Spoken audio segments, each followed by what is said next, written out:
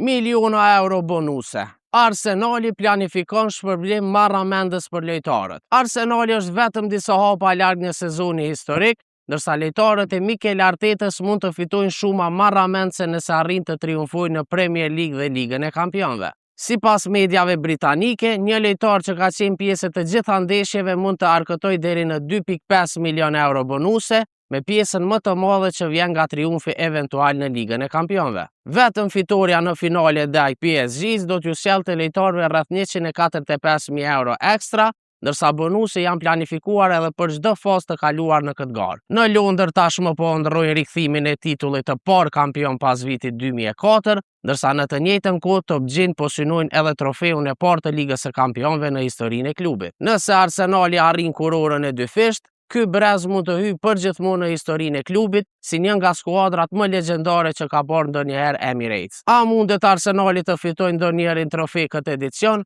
apo do të përjetojë një fund të hidhur? Mendimin tuaj na tregoni në hapësirën për komente.